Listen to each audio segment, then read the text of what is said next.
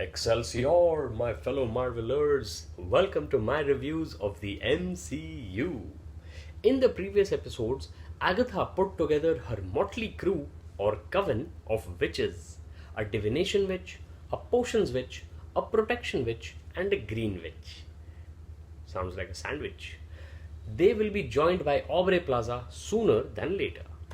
Two revelations as soon as we step into the episode and on down the road. There is a sigil or obstruction of knowledge spell on the team.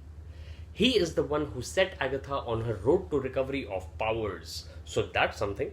Second, when the Hobbit and the Dwarves were going through Mirkwood, they were also told by Gandalf not to stray from the path. I love identifying Lord of the Rings references in all sorts of media. Watch my thoughts about the Rings of Power and the Lord of the Rings and Middle-earth and the Tolkienverse by watching my videos about it. As with the episode titles, there is a rhyme schema to the road, and the protection witch's mom wrote it, so we are going to see them follow that.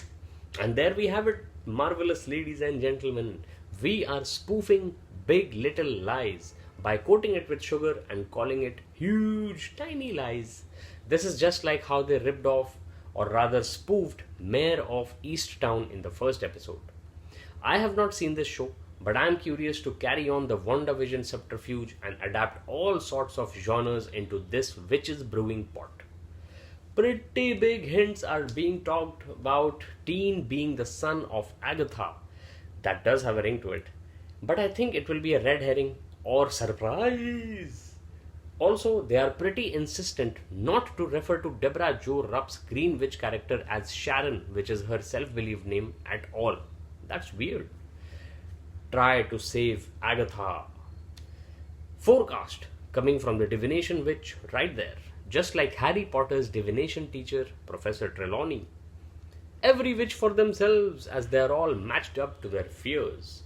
Of course, they will all get through and beyond their respective and respected fears, because of course we all have ours.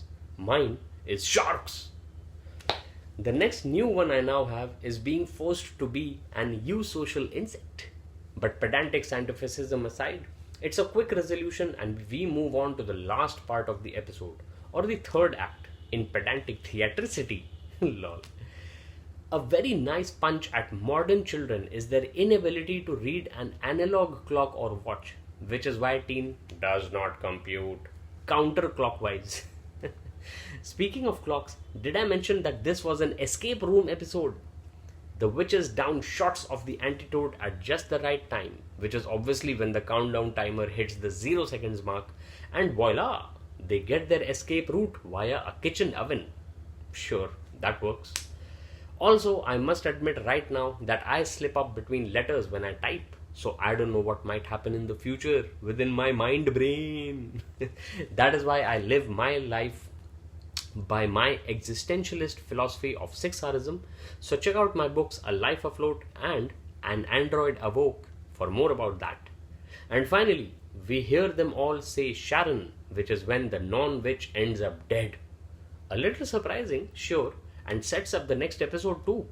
Looking forward to seeing Aubrey Plaza join the coven in the future. Until then, watch my other MCU reviews for awesome axe fun.